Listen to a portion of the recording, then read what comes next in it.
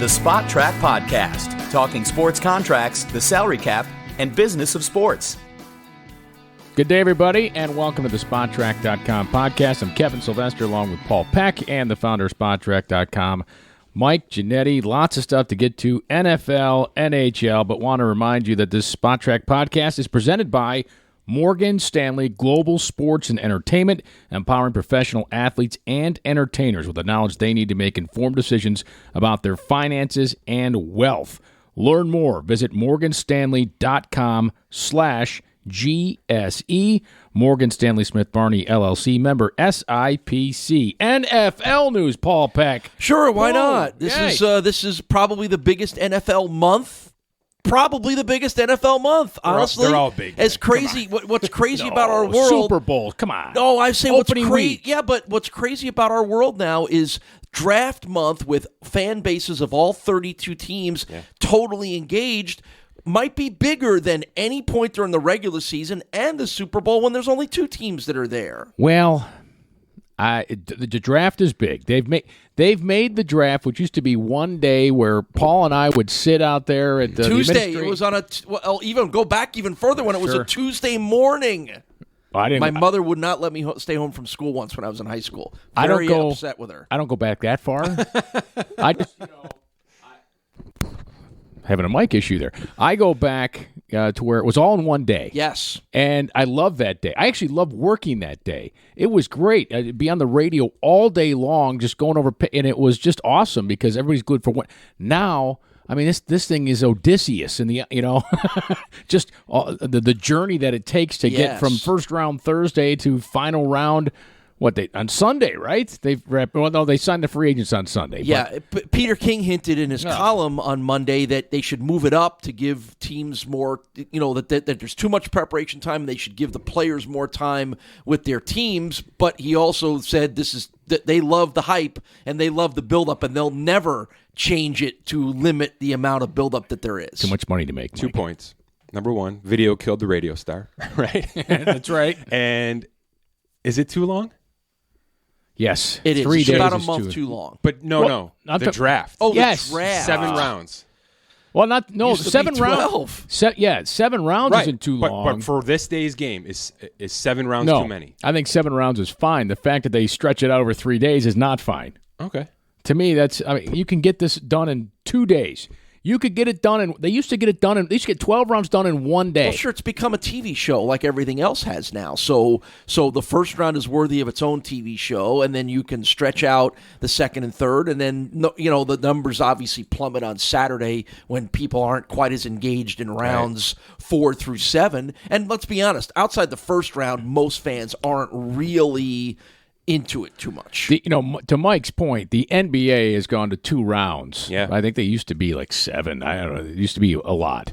And they've gone to 2 rounds. They do it all in one night. Mm-hmm. The NBA, I mean, if you want to model something after how things are done, to me, the NBA does things excellent. And Major League Baseball, both of them, frankly. I think they're and then the NFL's third, in my opinion, and the NHL's a distant fourth. I'm talking about the major leagues of how they operate things and events that they put on. Now, each one has individual events that are good, but I'm just saying overall, the NBA gets it. They know how to do a TV show. They took over a holiday in America.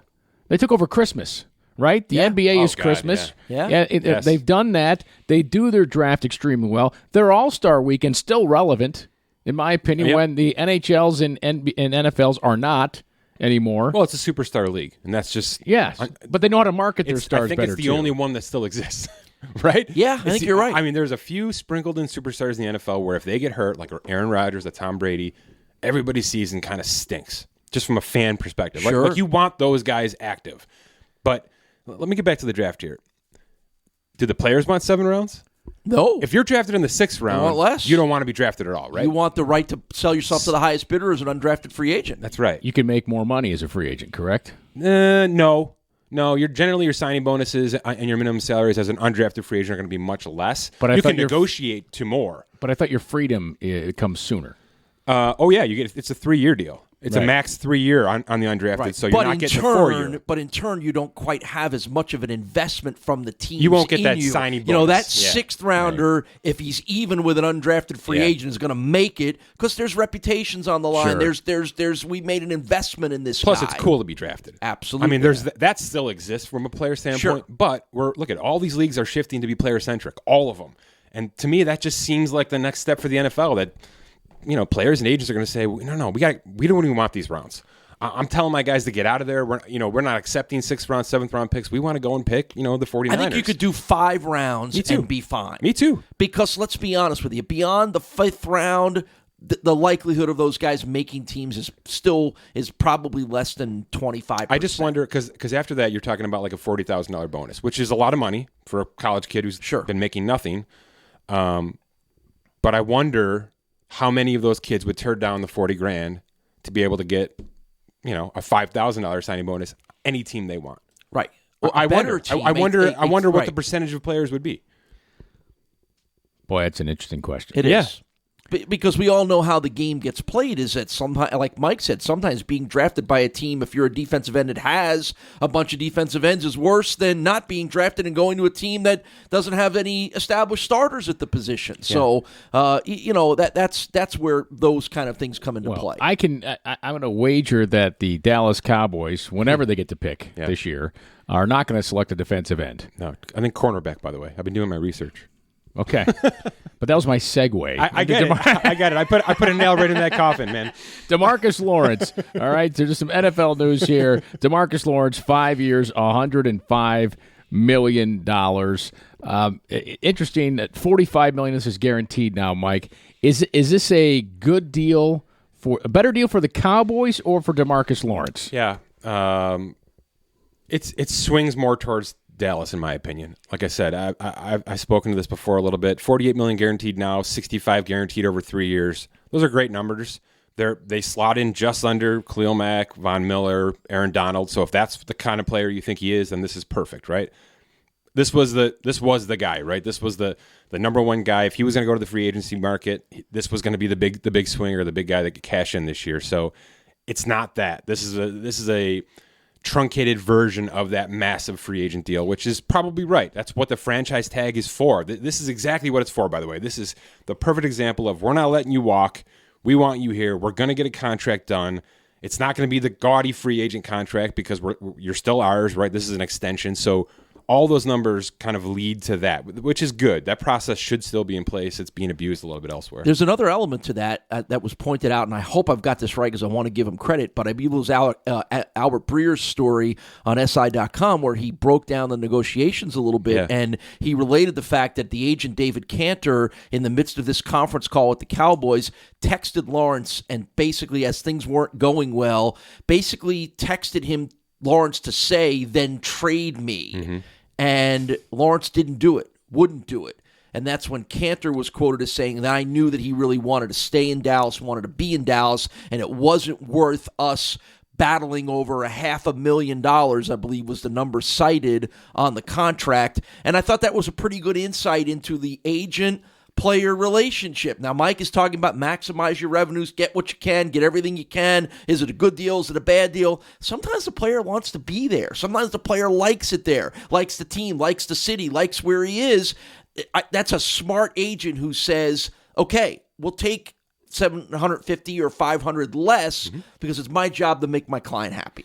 That's exactly what this contract begs, is I want to be a Dallas Cowboy. So that makes perfect sense. That's exactly what this says to me. It's well structured. He's going to be there 3 years on this. He's going to get $65 million. That's a heck of a lot of money. Sure. So yeah, semantics over $500,000, no way. And he makes it state tax free. I love Does he? this. Texas? You are Texas. on top of this. Well, you know what? It's funny. I'm going to say this because my two dipshit brother-in-laws don't listen to this podcast, clearly. Sorry to put I just did that to, we're having this debate at a family party over the weekend, and I'm talking, we're talking about contracts and stuff, and I said, well, there's a significance in state taxes. That doesn't matter. I'm like, it absolutely does matter. Yeah. And it's millions of dollars. I said, well, the show we do, and this stuff. No, you don't know what the hell you're talking about. That's okay, guys. Kevin, that's crazy naive, right? I mean, think about how much of it matters to us who we make nothing, right? You know what I mean? and you think because they make millions, that doesn't matter. Well, it and that's their so point. much more to them. And, no, there's so much more coming off. And that was Tweedledee and Tweedledum's point here, right? They were like, but it's backwards. These guys make so much money, it doesn't matter. No, that's why it does when matter. you make that much money, you know where every dollar is going. Right. Yes, especially when you have a small window to make it. It absolutely matters. That's right. It doesn't mean well. And so their point was, then the Cowboys would be great every year. How come the Miami Dolphins suck, and how come the Marlins suck? And I'm like, it's not as simple as every player's going to go there. There's rights, right? There's restrictions on contracts. There's drafts. Hey, there's positioning. There's market equity. All these things. It's one element, but it's an element. Absolutely, yes. But not to mention, it's a factor. It's not. When you boil it down in a ranking, if you had 5 factors, it may be 4 or 5, but it's a factor. And not to mention, our tax situation is common Joe's, right? Generally, we either do this ourselves, we hand it off to an accountant, and we don't even think about it. These guys hire services like Morgan Stanley, right? That's right. Yes. So there's somebody in their ear all the time with, hey, watch this, do this, invest there, buy that. I definitely this is part of their life. I definitely guarantee the folks at Morgan Stanley GSE, yes, they are all about this. They're chuckling right now as they're listening to this. Yeah, saying, by the way, it's a part of their life. It is tax season, and that's about right. Yeah. Yeah. Yeah. I Instagram tax face the other day. It's just my head in my hand. And even planning for the stuff, you still can't. You're like, thank you, by the way. All right. Anyhow, we digress. What's next for the Dallas Cowboys after getting DeMarcus Lawrence? That's probably the most exciting part about this. This is just kind of step one in their process, and it's really just a guessing game with what they're going to do from here out, because who knows what those Joneses are going to do. Right. They got a quarterback to pay. They don't have to do it this year. They can wait. They should wait, right? They might have to. Sounds like they have the choice to wait. Yeah, because Amari Cooper is on a $14 million salary cap hit right now, and to me that's high. They've only got about $14 million of space right now, Dallas, and that does not include the draft. So, when it comes down to it, they're going to be tighter. They're going to be fine, but they're going to be tighter than they probably want to be. My guess is Cooper gets an extension that lowers that cap hit. By the way, DeMarcus Lawrence's contract lowered that cap hit by almost $10 million. So it was a fruitful contract for them this year to get that done. I think the same thing happens with Cooper. Maybe cuts that down to like $6-7 million this year on the cap. So he's probably next. And then it comes down to, are we waiting on Dak Prescott? Because that's going to be a cap increase. I mean, he's making $1 million right now, right? Wow. So that's unbelievable. Yeah. Right? I mean, that's where the benefit of a 4th-round pick at quarterback, starting quarterback. You're jumping at least, in my opinion, $7-8 million on the cap just to sign him this year because of a signing bonus or whatever you're going to give him in base salary this year. So he's going to make a dent if you're going to do that this year. Then you've got Ezekiel Elliott, who's sort of in the middle, right? He's on like a $7 million cap hit salary this year, which is high for a running back. If you extend him with a bonus, you can maybe drop that down a little bit, maybe $1 million or $2 million. It might have to raise if you front load it. It's really tough with Zeke right now, in my opinion. Is he the odd man out, or is he the most important? I could see it both ways. Yeah, but is he the odd man out because he plays a position where you don't necessarily have to do that? But he's not the traditional running back. You can't think of him like, Frank Gore. He's not Frank Gore, right? He's David Johnson. He's Le'Veon Bell. Because he's a running back, he's ultimately replaceable because of the position, not the person. To me, he's not easily replaceable. He's not easily replaceable. First of all, I gave up a huge draft pick for him. That happened under this regime. So there's that. When he's on the field, they're better. There's no question. And he for sure covers up some of Dak Prescott's deficiencies. True. For sure.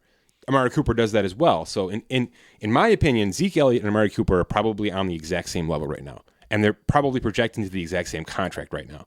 Right around $16 million a year, which is crazy, I know, for a running back. But Zeke's going to command that. He's just going to command that statistically as a player out of the backfield, as a 3-down back, as a guy who can block. He was actually known for blocking coming out of Ohio State. I love the I love the linkage with Prescott. I think that's an awesome way to look at it. And and you wonder if the Cowboys are smart enough to see that Prescott has his limitations. I can tell you they are, and that because of that. I just think the point you made is amazing in that Prescott is who he is because of Elliott. And if you take Elliott away, then Prescott likely becomes the player that a lot of people thought he was, Yes. which was a 4th-round draft pick. So how much do you balance out paying both of those guys because you see your success linked with the two of them? See, I slightly disagree with that. And the reason I say slightly, I don't think either of the player they are without the Cowboys' offensive line. Well, that's another element. Which is extremely highly paid. That's Right. another element to throw in, sure. So I think that they could have a running game without Zeke Elliott. They would have a running game without him. Maybe not as dynamic, but they would have a running game. To my point, based on the position at running back, when Le'Veon Bell can leave and James Conner can be almost as good for the Steelers, it continues to further the argument that even the best running back isn't that much better than all the rest of them. Yes, I agree with that. I think they wait on Prescott to see what. What about Elliott? See, boy, it's a tough call. It's a really tough call. His cap hit 7.9 here. You can find all this, by the way, at SpotTrack.com by positional ranking and the top salaries and how much teams are spending on that. Cap hit wise, not cash. This is cap hit. Let me give you my 2 cents here. I think Cooper gets done soon. Next, that makes sense. They have to sign him. They traded a 1st-round pick for him. They're going to sign him. Yes, and I think the money they clear in cap on Cooper gets added to Prescott, and they get Prescott done this year, and I think Zeke gets franchised. And when they get Prescott done, we're talking it'd probably be a 5-year deal, but it's really gonna be a 3-year deal, right? Yeah, always. It's Derek Carr and then some. It's probably $25 million a year. Maybe it gets up to 27, 28 based on the inflation, based on just where things are going, which is just crazy because I just don't think he's that kind of player, but. You're the Dallas Cowboys quarterback. That's what happens. If you're Dak Prescott, you are pushing. You're his agent. You're pushing for a deal now. Yes, absolutely. Oh yeah. You want to be included with this group. Like you know what I mean. Like it's important for him to be signed with this core because then it's a core. Then it's we're all together. We're going to make the next 3 years together. I do think there's a franchise tag coming for Zeke Elliott, and that's sounds because like Le'Veon Bell version 2.0. Because the running back franchise is more manageable than the quarterback one. It's the position that people are less likely to pay multi-year to because of the injuries, and he's had them, and he's had suspensions, and it sort of aligns itself with Bell, doesn't it? It starts to sound a lot like Le'Veon Bell at the end of the day. Yep. I don't think he's easily replaceable, though. I'm not going to say that on the air right now. I think he's a very important piece of that team, at least for the next 2 years. So if they did a shorter version of a deal, but like if it's a 4-year deal that looks like a 2, and he would agree to that, maybe you get that done. But they're playing with fire right now, signing all these guys right now and putting the cap in trouble this year because generally what they do is they structure high caps in the second year. So that means next year they could be in real trouble with a lot of these contracts. So it's just about structure. But I sort of knowing how the Cowboys operate, I think they should wait on one, and I think it's Elliott. Well, if they don't – so speaking of next year, Russell Wilson is the next player to talk about. April 15th is a much different day in Seattle than it is for the rest of the country. No kidding, right? Could you imagine? Pay your tax bill and then you lose your quarterback? Some tells me, the ownership group there is okay. Do we just want him to be traded because it'd be so much freaking fun? Is that what we're hoping for? Nobody really thinks he's going to get traded, right? I can't imagine that Seattle's going to let him not be there. I can't imagine that. I don't know. I could. They've let everybody else walk. They've let everybody else walk. Yeah, but it's the quarterback. It's different. Everything is different about. Are we in the era though where nothing's the same with quarterbacks? Like we're there, right? Yeah. Well, we'll get to it next. As we get to the one next on our list, you bet. Yeah, but absolutely. That's going to happen. So shouldn't there be an elite? I think he's elite. An elite quarterback traded because they don't want to pay him. It's getting there, right? At this point, there's nothing that we're clearly getting to the point in the NFL where things are going to happen that you would never have ever seen before, nor would you expect them to. So to your point, everything is possible. And if there's a team that's willing to do it, I think it would be Seattle because of the way they've always sort of operated and built their team, not because of a lack of money or anything, but because of a broad sort of view into the future kind of a thing. And they've always been pretty good about that. All right, so here's a wild and crazy idea. Would you trade, if you're the Cowboys, would you try to trade for Russell Wilson? Trade Dak Prescott. I don't think I would. If you're worried about the Giants doing it, I don't dislike Dak that much.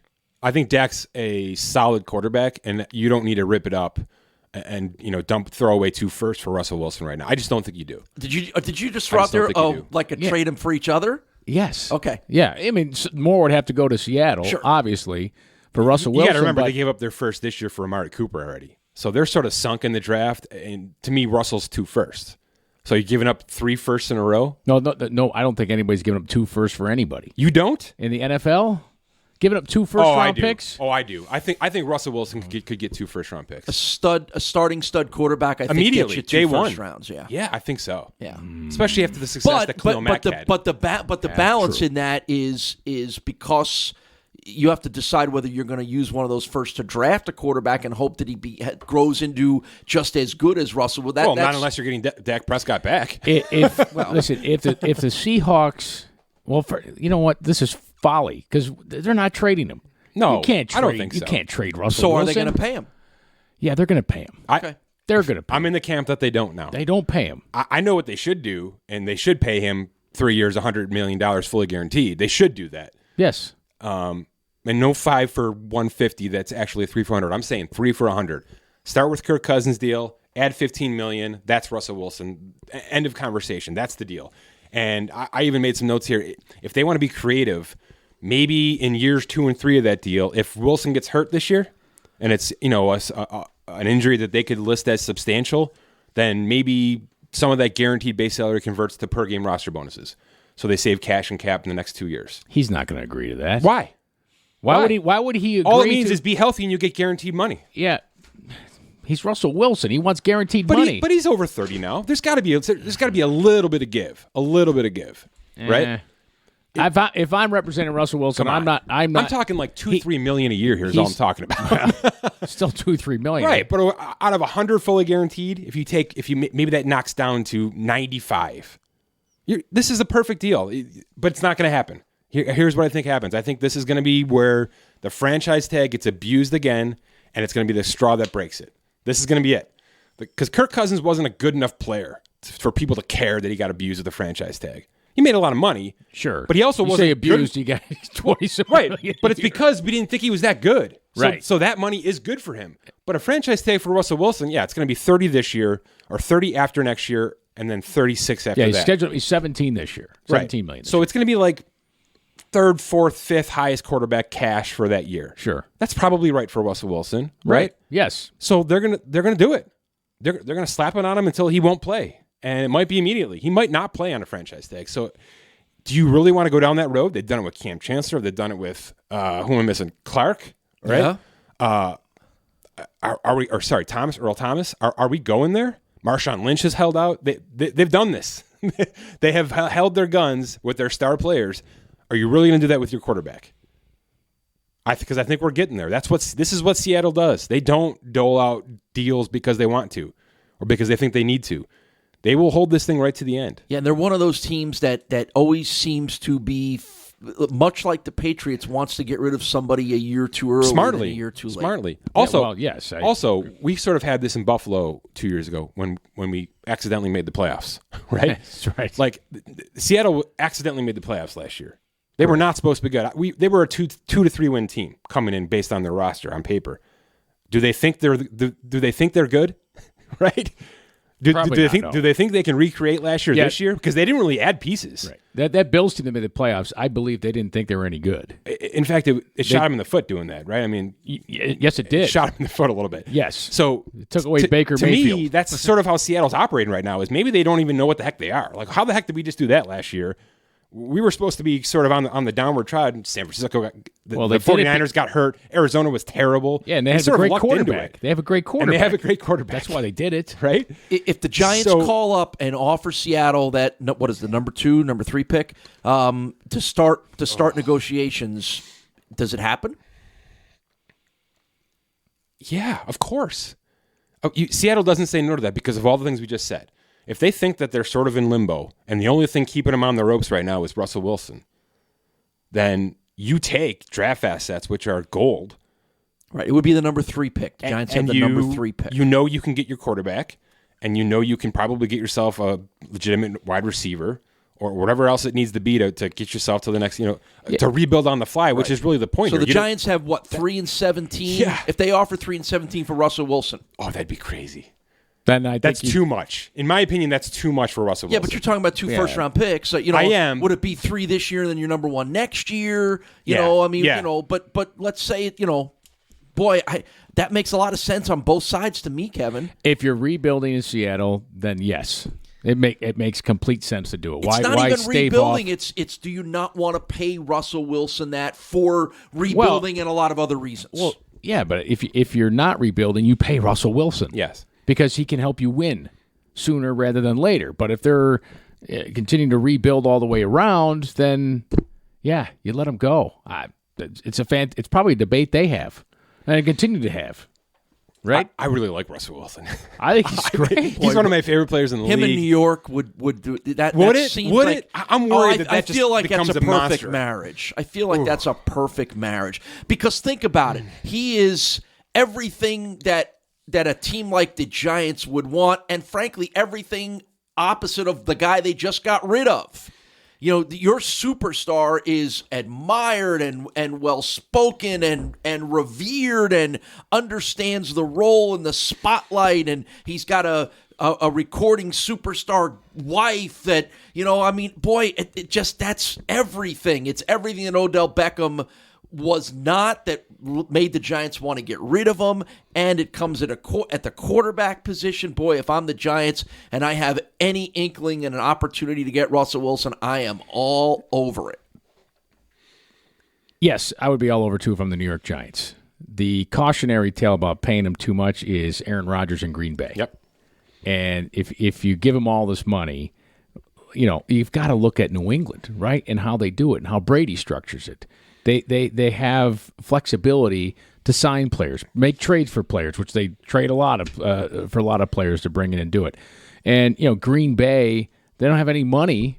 I haven't had money to add to it and help Aaron Rodgers, whom, by the way, has been in the news this week. Yeah, I'm just afraid that Brady is such an outlier in everything about him that it's almost impossible, if not erroneous, to try to do what you're talking about doing. Do it like New England. You can't. Nobody does it like New England. On the field, the way they operate, their front office structure, Brady himself. Well, Brady's able to do it, too, because his wife makes more money than he does. Even if that's irrelevant, Kevin. Oh, I think it's relevant. Well, sure. But I'm saying even if it is, it's just he's at a point in his career where he wants to win. He's willing to take less. I mean, it just everything about the New England Patriot model I think is so different from the way everybody else operates. I look at it less as from a player's perspective and more of where in the window are we, right? Where's the team building window right now for Seattle? Like I said, who are they? They're not the Rams. No. They're not the favorite. So to me, that's the difference between them and the Patriots right now. The Patriots know for the last 15 years, we are the AFC East favorite. We should operate that way. Right? We don't need to rip this thing down right now, and they never do. They rip out 2-3 pieces and replace it. Seattle kind of limped into that wild card spot. That's what they're hoping for this year at best, in my opinion. Right? Sure. I mean, San Francisco is going to be better. Yep. The Saints are going to be great. Yep. Somebody else in that South is going to be okay. Maybe the Falcons make a resurrection. The Bears and Vikings should be great. Maybe the Packers come back. I don't know. Maybe they're the sixth best team in the NFC right now. And like I said, they didn't really add pieces. They are using the draft right now, in my opinion, to make their offseason work. They're gonna. I don't know what they want to do with Russell Wilson, because the right thing to do is just a short-term extension, make him happy.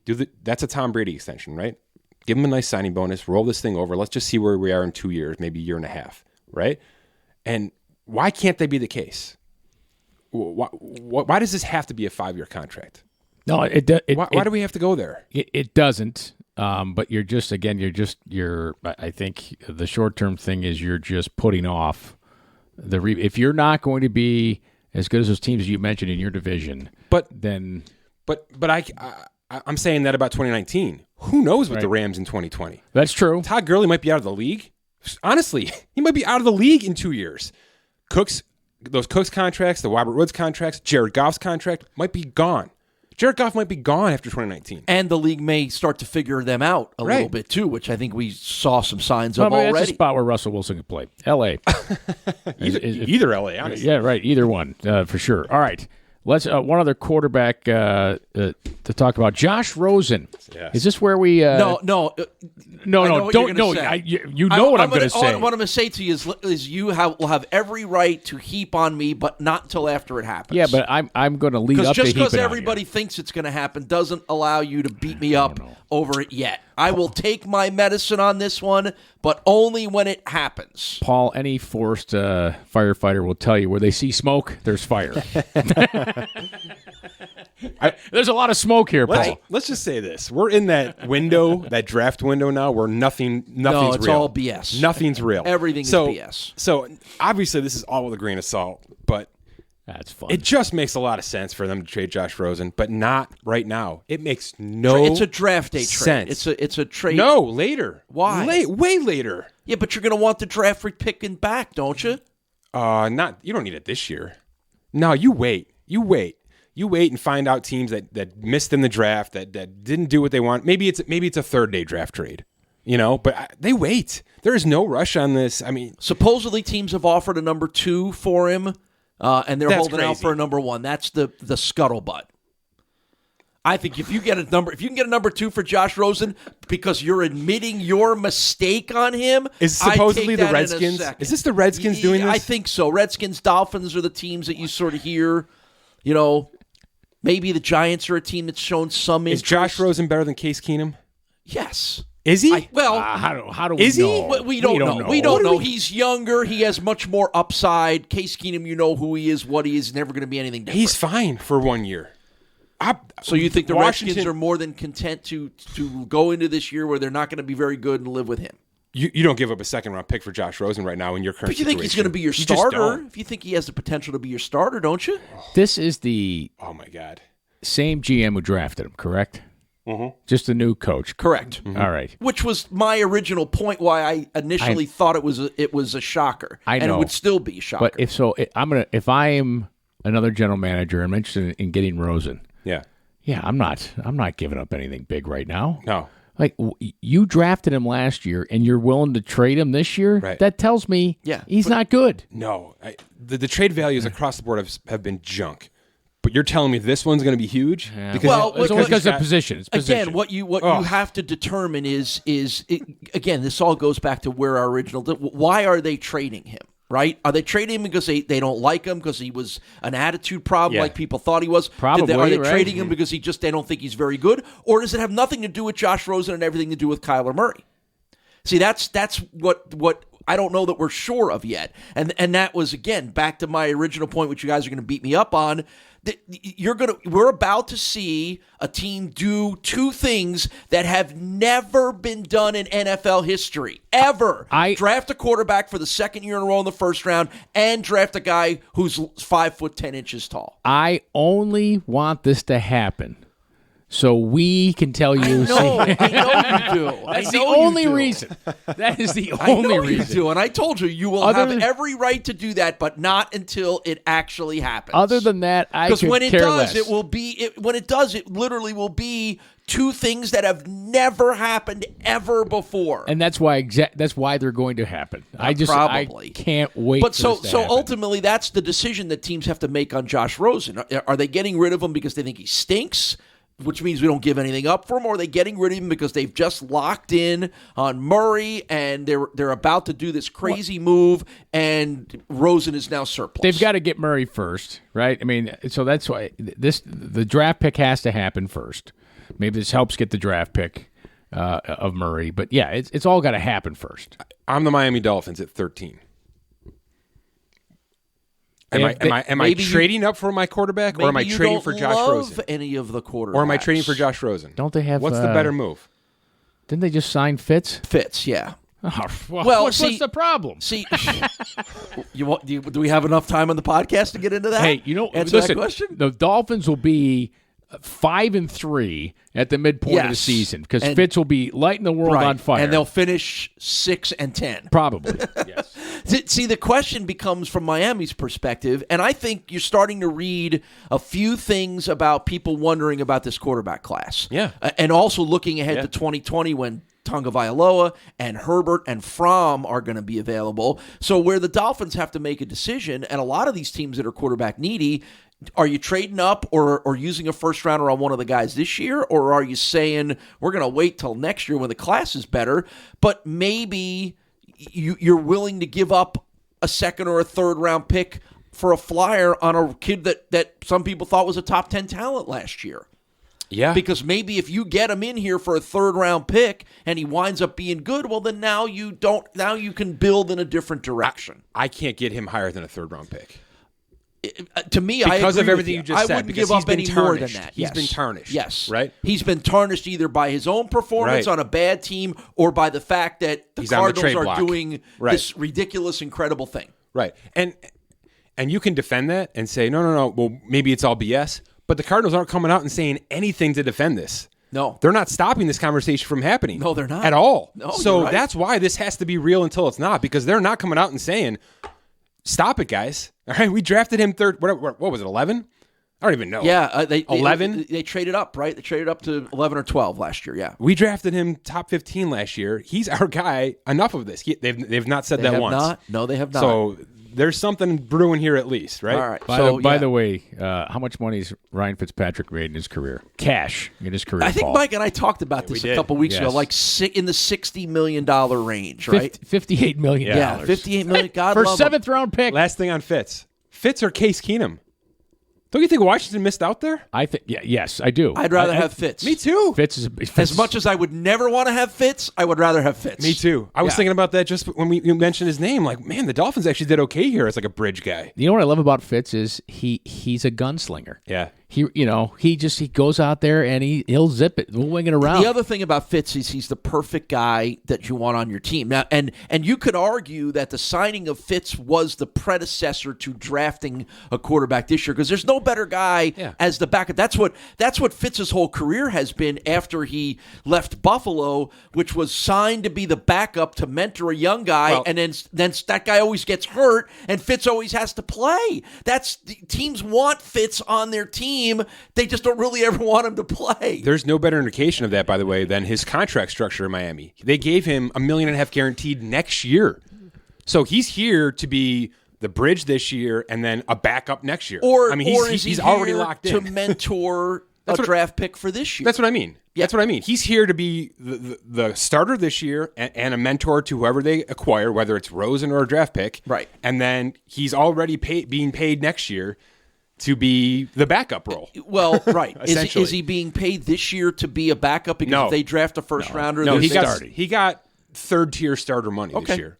Gotcha. Yeah, he did. He's going to be the guy. Because, again, we all know that if you draft a quarterback in the first round, they don't sit anymore. So look, they've got cap space. If they want to sit him, they can sit him. I mean, it's not a financial decision, but they paid him with the prowess of he's going to be starting week one. By the way, I just to finish off the quarterback thing, now you're seeing rumors that Haskins is plummeting now. Yeah, to me, that's the BS. Okay. We're in the BS window with that. Somebody wants him and wants to see him fall, and my thinking it is Miami, by the way. Okay. At 13 sitting there. Could be. What do we got? A couple of cap notes here. Yeah, just a few.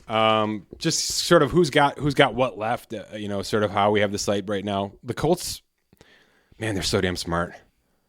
When have we said that? It's been a while since we've said the Colts are smart. By the way, the Colts did get rid of Peyton Manning at the right time. They knew when to get rid of their quarterback. There's a couple of teams that need to do that this year, in my opinion. We've talked about it. $57 million still for the Indianapolis Colts. They made two really nice signings. Devin Funchess, love him or hate him, you put him on a 1-year show-me deal. I love that for that team. And then Justin Houston, who I think had a home in a couple of spots this offseason. This is a good spot for him. Nice deal for him, 2-year deal. They've got 9 draft picks. They've got a lot going on. They're a team to watch here. If they roll over $50 million next year, look out because they can start extending players, signing their own guys, keeping that core together. Well, they've got a coach, Frank Reich, who, I mean, come on, how smart is he? Let's just run more plays than everybody else. That's what it is. and we're going to chuck it. He is turning that team into an NBA team. Yes. We're going to go. They're the Warriors of the NFL. Yeah, we're going to go. Browns, obviously, you know what they've done. They added 13 free agents and 3 guys via trades this offseason. They still have $33 million in cap space. So they had some room to move. They've moved. They're a team that's ready to go. I like them a lot this year. Other than that, you know, teams are sitting at around 20, 25 million for the most part. That's about the average right now for space, which is good. You want about that much with your draft pool coming up here. And outside of that, look, I just want a couple of comments on the upcoming draft, just to get it out there. On the site, our draft pools are projections, and they do not account towards the cap space right now. So when you're looking at Spot Track, you're looking at the cap space numbers. Draft picks are not included. We've always operated under the understanding that our cap space will run on actual signed players. We never project anything with that kind of stuff. So as players sign their contracts in June and July, once they're drafted, they'll start to account for that. But as of right now, the draft pools are just projections, just for you to kind of see at this point. All right, and to help you out with all the dollars, which gives us a chance here before we jump to NHL here. Speaking of trading draft picks, by the way. Yes, you can do this. Dynasty Owner, the first Dynasty salary cap fantasy sports game, not only lets you play the game week to week, but uses actual contracts and salaries. You can find right there on SpotTrack.com. It gives you the roster power of both coach and general manager. Now, you don't just trade players for players. With Dynasty Owner, you can acquire draft picks or Dynasty dollars, our virtual currency used to play the game. Rack up Dynasty dollars each week, whether you win or lose your matchup, and you use them to build a Dynasty long-term, year to year.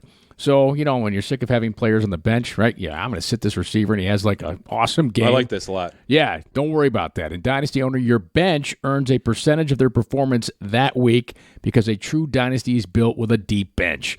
Dynasty Owner even allows you to exceed the salary cap and go all in this year. Be prepared, though, for a luxury tax fine, just like in the real sports world. This is the first game to combine week-to-week fantasy sports gaming with long-term ownership and GM strategy. Stop playing fantasy sports.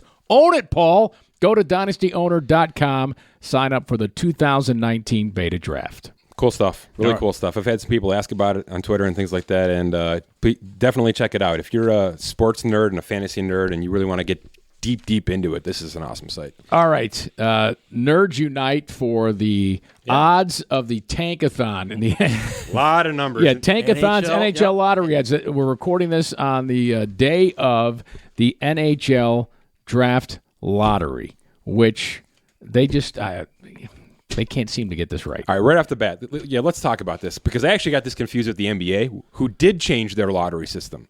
Okay? The NBA now, the 3 worst teams right now, I think that's the Knicks, the Suns, and I'm drawing a blank. The Knicks, the Suns, and somebody. Essentially, no, I'm missing it. The Knicks, the Suns, and somebody. The way it works now is they get the same number of ping pong balls. The bottom 3.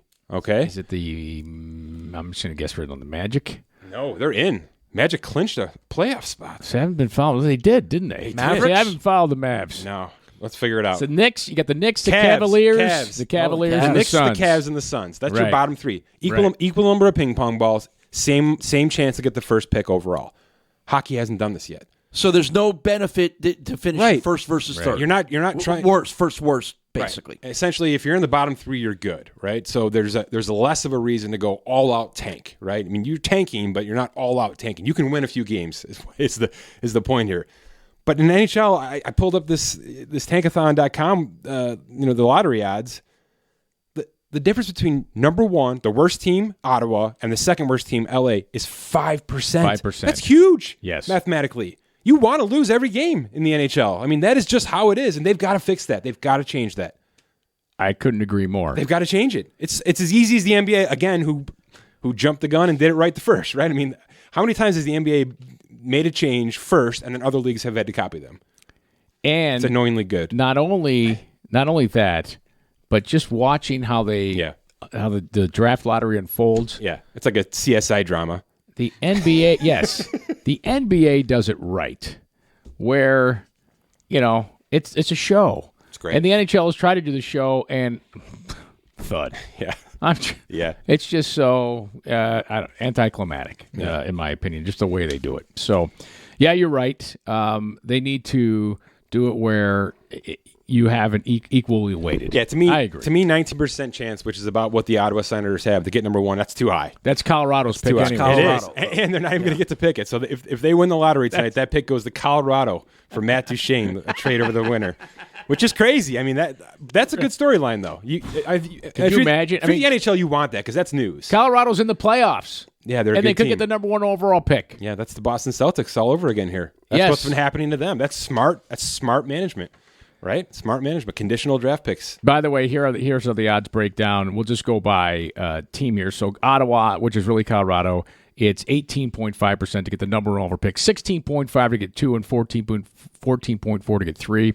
And then they get 50% to get the fourth Ottawa, pick. the Kings, the Devils, the Red Wings, and the Sabres are your top 5. Right. And from what I'm hearing draft-wise, it's really a number 1, number 2, right? NHL, Outside of the top 2, it's really junk, huh? That's not junk, but not elite. pretty much every year you get outside the top 3, sometimes top 5, then forget about it, right? It's kind of a crapshoot, roll of the dice. Sometimes even with the top 2, like there are years where the second pick is there's a big drop off from number 1 to number 2. So it's you want to get number 1. You get number 1, like there's always a consensus number 1 guy in the NHL. But as we've seen, teams recently, it's no guarantee of success. Look at Edmonton. Look at Buffalo. It's amazing, isn't it? Colorado's the only team sport. Colorado's the only team you could say, okay, well, I guess it worked with Nate McKinnon, right? And they've been able to trade guys like Duchene and O'Reilly. First-round picks. They've had to trade first-round picks to get better. They had 5 or 6 at one point in time, and it wasn't working for them. So you're right. It's not just about the guys you're getting. It's more than any sport. I think culture matters. I mean, you've got to live and die with these guys. It just seems like there's the line shakeups. How the Lions. It's more of a team sport maybe than anything right now. To think that McDavid, as transcendent a player as he has been, has only made the playoffs once in his career is mind-boggling. To think that just by accident he's so good that he just hasn't been able to carry everybody, and they have other really good players like Draisaitl and places, people like that. That's unbelievable to think that they just can't get out of their own way. Shows you how good Sidney Crosby really is. Unbelievable. Yes, completely. Let's get there. So I did some homework last night, believe it or not. I stayed up. I was believe a good boy. buddy. Did my reports here. How much does it matter? How much does the first round matter? All right, that's what I wanted to. That's the question I asked myself last night. It matters, but after that, it gets really fun. Every active NHL player in the league right now, I broke down the draft statuses for them. Right, 302 of them are first rounders, by far the most. It's almost 2-1. Guess what's second? You can see it right there. Yeah, that's crazy. Undrafted players are second, 140, just ahead of the second rounders at 139. So to me, that's the story. Like what does that mean? What does it mean? I'll give you a couple of theories. What I wanted to say is the sheer fact that second rounders are less than half of first rounders the fall off tells you everything you need to know. To Kevin's point, beyond the first 8 to 10 picks in the first round of the NHL draft, you might as well be picking the same guys in the 5th round. The first rounder, now I've lost my train of thought here on the first on undrafted guys. Yeah. When you're drafting guys at 17, there's always an element of how they're going to develop that you just don't know. So different than the NFL when guys are 21, 22. You get a lot of college guys who were not drafted originally who develop as good players because American college hockey's gotten so much better in the last 20 years. So I think a lot of those undrafted guys, and now here's your assignment for next week. How many of those undrafted guys on your list are American college free agent guys? Yep. Well, how many players on the undrafted status does it mean that they were undrafted, or because there are players that were drafted that went to college, didn't sign by their third year after their draft, true undrafted, and went true undrafted. Well, it is what Paul mentioned. You have late bloomers with that who go under the radar. You do have college players. The college system now, because I have a friend whose son is a junior and a goaltender, and he was drafted in the OHL, and he's looking, colleges are looking at him, but he's got to go to prep school. So this is the way. There are no 18-year-old freshmen college in freshmen Division I. playing hockey are 20 years old usually, right? And here's why. They go to prep school, so they get an extra year of development there, right? So you repeat their junior year. And then they go to college as a 19-year-old. And then some are 20-year-old freshmen. The USHL figures into that too, right, Kevin? A lot of guys go there too. You can go to the United States Hockey League instead Ontario, of prep school. yeah. No, USHL, which is a developmental thing. You go to the OHL, you're done. You're a professional. You're a professional. Right. Well, sort of. Yeah. Hang on. You can play Division III. Oh, yeah? You cannot get a scholarship. From what my understanding is, you go to the OHL, the way it works, they will pay for your schooling after you're done. But yeah, you can't play college hockey. That's my understanding. So once you sign, it's done. Forget about it. So, Paul, you alluded to it that there's more college hockey happening. Is that, Kevin, is that your take as well? There are Better college hockey too. Well, there are more programs too. There are more programs, and it's become a better route to college. Better route to the NHL because it used to be if you want to be drafted in the NHL, you wouldn't play in the OHL or the CHL, right? You played there, the Western Hockey League or the Ontario Hockey League, right? So that's where you went, or Quebec Major Junior League. You went to those three leagues to play. Well, as the quality of college players increased, people started drafting players out of college. And teams weren't willing to wait for players to come out of college. They wanted to get them sooner in their system, training them, so on and so forth. But now the player coming out of college is older, can play right away in their AHL teams. In some regards, if they're not drafted, they can be signed when their season's done and finish the year with the pro team and then be the AHL team next year. But you're saying that's because they're doing this prep work before that. They're going to some academy. They're going to some other league. The training is to get their body ready. Like every other sport these days, right? Yeah. Here's the other part of it. Here's your other part of your assignment to research the undrafted players. How many of them are European players? Well, there's got to be an because international there's so many scene. more. And now scouting over in Europe is incredibly good now on the NHL level, but there's so many players in so many countries that inevitably they're going to be players that are missed. And then, so how many of that 140 were undrafted European players? How many of that 140 were undrafted American college players? Right. There are players, I'll give you an example of a player undrafted, St. Louis, Marty St. Louis, right? Short, right? Nobody's going to draft him. Short player, and he becomes an MVP of the league, Hall of Famer. Yeah. Right?